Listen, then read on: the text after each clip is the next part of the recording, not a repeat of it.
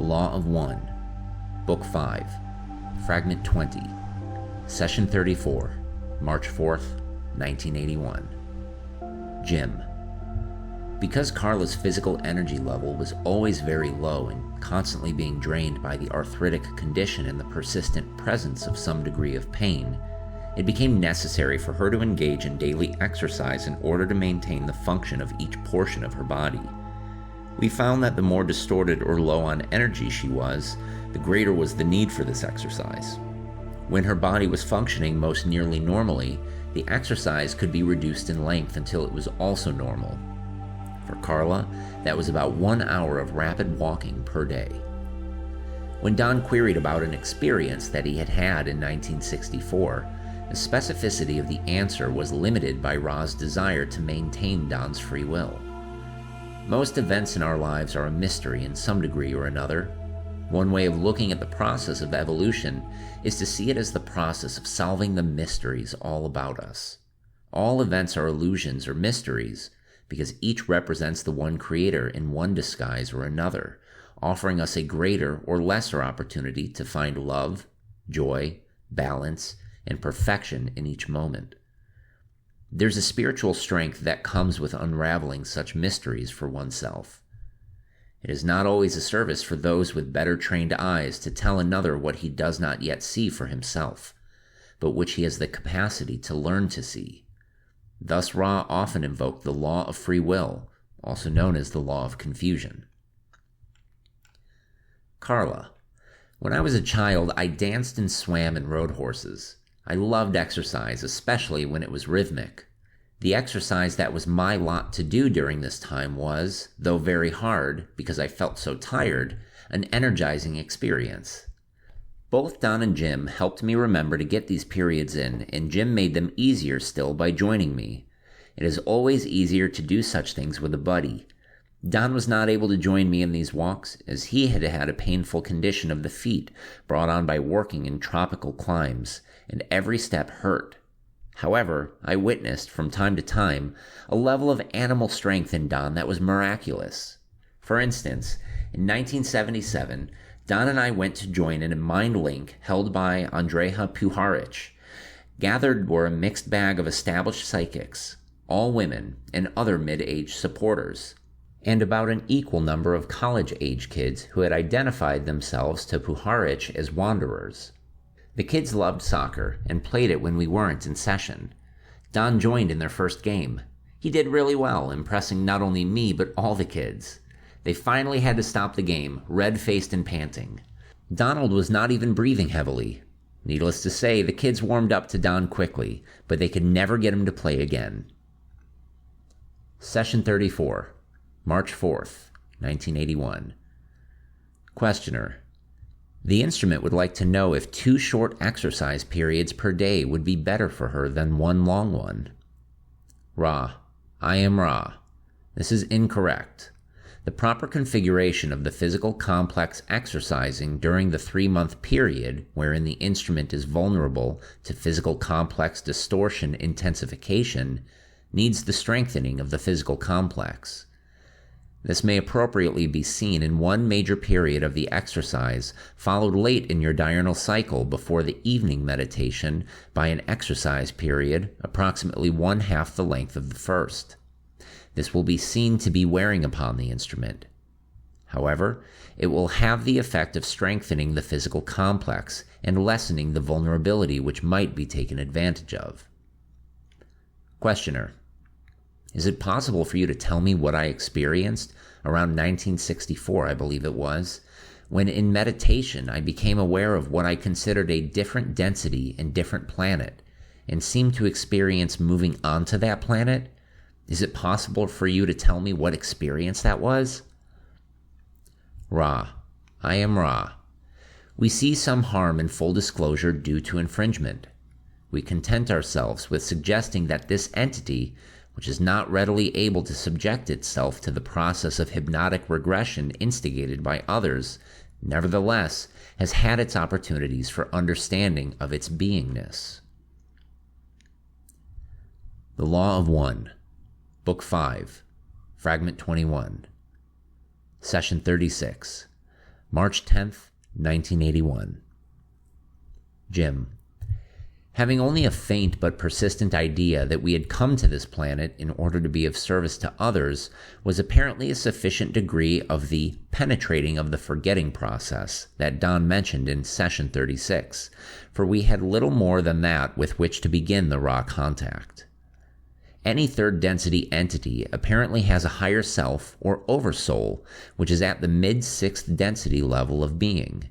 In addition, the wanderer who is a member of a social memory complex also has another complex of consciousness upon which to call for assistance, for each social memory complex also seems to have the equivalent of its own oversoul, or what Ra calls a mind-body-spirit complex totality.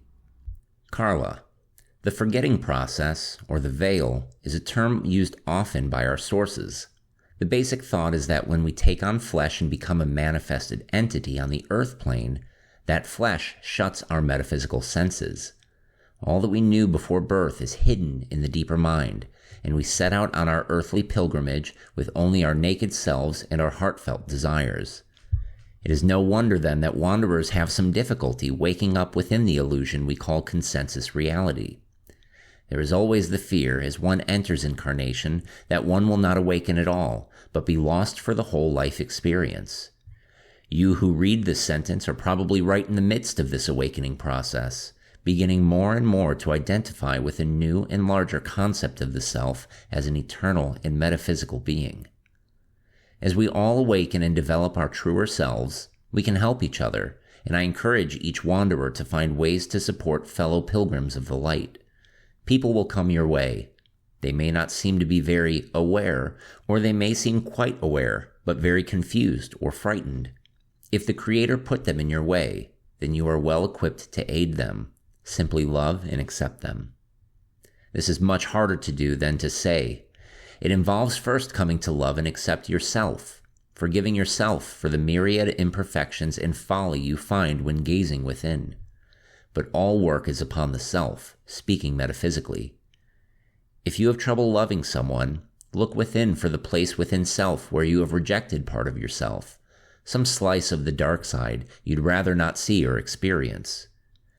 As you work with this loving, accepting, and forgiving of the dark side of self, you are working on service to all the other selves coming your way. I think the key to this acceptance of self is to see that to be in flesh is to be very imperfect and confused. There is no way to be without error when in the context of the world. Yet within us, there is that self without the veil, with perfect memory of who we are and what we came to do. Once one is able to face one's wretched side, one becomes much more able to be transparent to that infinite love that comes not from us but through us, to bless all. In this practice of loving, we have a wonderful source of strength and courage, the higher self. I call this self the Holy Spirit, because I am of the distortion called mystical Christianity. Other people refer to this higher self as inner guides, angelic beings, the higher nature, or simply guidance. Whatever the term, this energy is quite dependable, always there, supporting and sustaining. One can practice becoming more aware of this energy, consciously opening to it within meditation and calling upon it in times of challenge. I encourage each to see the self as an awakening being with much support from the unseen forces. Lean into these sources of strength in silence and prayer. They will truly aid you. Session 36, March 10th, 1981. Questioner. I was wondering if qualification for contact with Ra might include penetrating this forgetting process. Is this correct? Ra. I am Ra. This is quite correct. Questioner. Otherwise, the law of confusion would prohibit this. Is this correct? Ra. This is correct. Questioner. I was also wondering if 3 was the minimum number necessary for this type of working. Is this correct? Ra. I am Ra. For protection of this instrument, this is necessary as the minimum grouping and also as the most efficient number due to the exceptional harmony in this group. In other groups, the number could be larger, but we have observed in this contact that the most efficient support is given by the individual mind, body, spirits present at this time. Questioner: I'm a little fuzzy on a point with respect to the higher self. We each, I'm assuming, have an individual higher self at 6th density positive level. Is this correct? Each of us in the room here, that is, the 3 of us? Ra: I am Ra. This shall be the last full question of this working. We shall attempt to aim for the intention of your query as we understand it. Please request any additional information. Firstly, it is correct that each in this dwelling place has one oversoul, as you may call it. However, due to the repeated harmonious interactions of this triad of entities, there may be seen to be a further harmonious interaction besides the 3 entities' higher selves. That is, each social memory complex has an oversoul of a type which is difficult to describe to you in words. In this group, there are 2 such social memory complex totalities blending their efforts with your higher selves at this time. The Law of One, Book 5, Fragment 22, Session 37, March 12, 1981. Jim: In March of 1981, we sent off the first 10 sessions of the Ra Contact to the Scott Meredith Literary Agency in New York City. We wanted to get the information out to as many people as we could, and we thought that a large literary agency could help us find a publisher. After considering the manuscript for about 2 weeks, Mr. Meredith was kind enough to write us a 4-page, single-spaced letter thanking us for sending him the material and telling us why it had no chance in the marketplace. The heart of the letter may be summarized by the following quote: No entity that wreaks such havoc with the English language is going to ingratiate himself with the general reading public.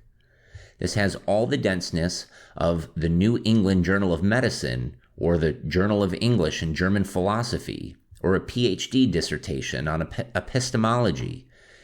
And for another thing, the dialogue form gets pretty tedious after a while.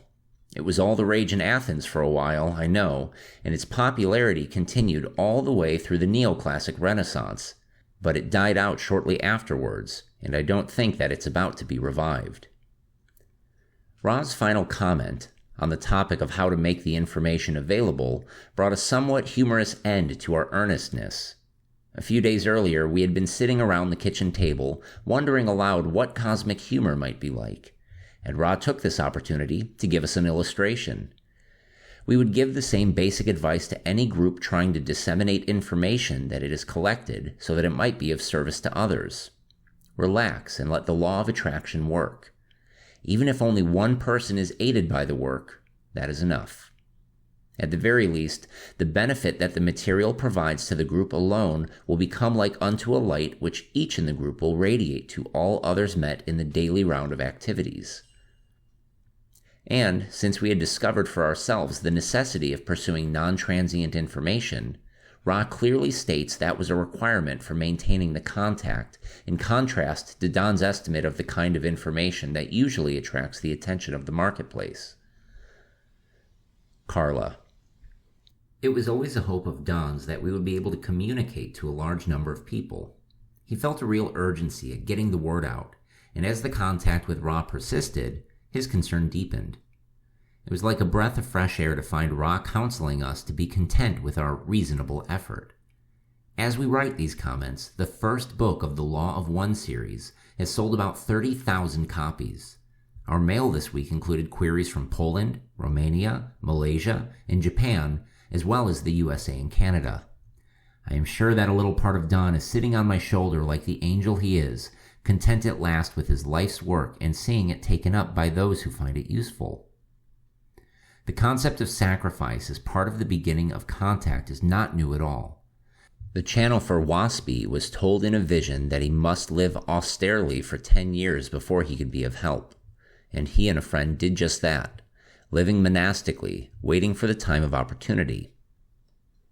When his decade of sacrifice was through, he was told to go get a typewriter, new at the time. He did so. Over the next few years, he channeled the huge book being put at the typewriter while he was asleep at night. He would awaken each morning to find his work lying by the machine. And Edgar Casey had similar experiences with being told he needed to sacrifice in order to serve. In our case, Jim sacrificed his love of isolation and retreat from humankind. Don sacrificed his solitude with me, that happy and safe harbor we had made together. He let Jim into the very fabric of our lives, with never the first word of complaint. He also sacrificed himself by working in order to support us. I had the easiest sacrifice, that of myself as channel. The contact was hard on me, and I wasted away under the brilliant energy of Ra's vibration, losing 2 to 3 pounds per session. But I would gladly have died in this service, for during these sessions, Don was a happy man. This was the only time during which I knew him that he was not melancholy in his quiet way. To see him fulfilled and content was one of the greatest sources of pleasure in my whole life, for I knew that I'd been a part of that. It was worth everything, and I'd do it all again in a heartbeat, even the extremities of grief which we all felt as Donald sickened and perished, and I came closer and closer to death through the years following Don's suicide. My part of sacrifice had been turned into joy and satisfaction, and I know Don and Jim feel the same. That reviewer at the agency was quite right to view the language of Ra as technical. It represents the most balanced attempt I have ever read at creating vocabulary for talking about metaphysical issues with neutral, emotional words. It may be stilted at first read, but one always knows what Ra is trying to say, a real achievement in such subjects. Session 37, March 12, 1981. Questioner: Is Ra familiar with the results of our efforts today to publish the first book that we did? Ra: I am Ra. This is correct. Questioner: I don't know if you can comment on the difficulty that we will have in making the Law of One available to those who would require it and want it. It is not something that is easy to disseminate to those who want it at this time. I'm sure that there are many, especially the Wanderers, who want this information, but we will have to do something else in order to get it into their hands in the way of added material, I'm afraid. Is it possible for you to comment on this? Ra: I am Ra. It is possible. Questioner: Will you comment on it? Ra: I am Ra. We shall. Firstly, the choosing of this group to do some work to serve others was of an intensive nature. Each present sacrificed much for no tangible result. Each may search its heart for the type of sacrifice, knowing that the material sacrifices are the least, the intensive commitment to blending into a harmonious group at the apex of sacrifice. Under these conditions, we found your vibration. We observed your vibration. It will not be seen often. We do not wish to puff up the pride, but we shall not chaffer with circumstances necessary for our particular contact. Thus you have received, and we willingly undertake the honored duty of continuing to offer transmissions of concepts which are, to the best of our abilities, precise in nature and grounded in the attempt to unify many of those things that concern you. Secondly, the use you make of these transmissions is completely at your discretion. We suggest the flowing of the natural intuitive senses and a minimum of the distortion towards concern. We are content, as we have said, to be able to aid in the evolution of one of your peoples. Whatever effort you make cannot disappoint us, for that number already exceeds 1.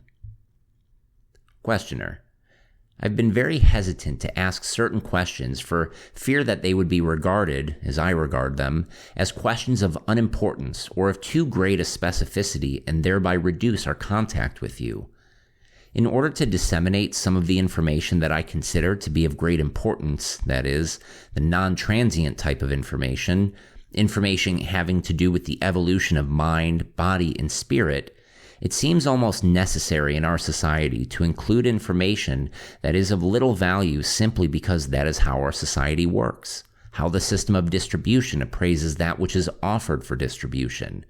Will you comment on this problem that I have? Ra: I am Ra. We comment as follows. It is quite precisely correct that the level and purity of this contact is dependent upon the level and purity of information sought. Thusly, The continued request for specific information from this particular source is deleterious to the substance of your purpose. Moreover, as we scanned your mind to grasp your situation as regards the typescript of some of our words, we found that you had been criticized for the type of language construction used to convey data. Due to our orientation with regard to data, even the most specifically answered question would be worded by our group in such a way as to maximize the accuracy of the nuances of the answer. This, however, mitigates against what your critic desires in the way of simple, lucid prose. More than this we cannot say. These are our observations of your situation. What you wish to do is completely your decision, and we remain at your service in whatever way we may be without breaking the way of confusion. Questioner: We will attempt to work around these problems in the dissemination of the law of one. It will take some careful work to do this. I personally will not cease while still incarnate to disseminate this. It will be necessary to write a book, probably about UFOs, because the law of one is connected with the phenomenon. It's connected with all phenomena, but this seems to be the easiest entry for dissemination. I plan firstly to use the UFO in the advertising sense as it was meant by the Confederation as an entry into an explanation of the process of evolution that is going on this planet, and how the rest of the Confederation has been involved in a more understandable way, shall I say, for the population that will read the book. We will use the raw material in undistorted form, just as it has been recorded here in various places throughout the book, to amplify and clarify what we are saying in the book. This is the only way that I can see right now to create enough dissemination for the people who would like to have the law of one for them to be able to get it. I could just print up the material that we have off the tape recorder and publish it, but we wouldn't be able to disseminate it very well because of the distribution problems. Will you comment on my second idea of doing a general book on UFOs, including the material of the Law of One? Ra. I am Ra. We shall comment. We hope that your Ra plans materialize. This is a cosmic joke. You were asking for such an example of humor, and we feel this is a rather appropriate nexus in which one may be inserted. Continue with your intentions to the best of your natures and abilities. What more can be done, my friends?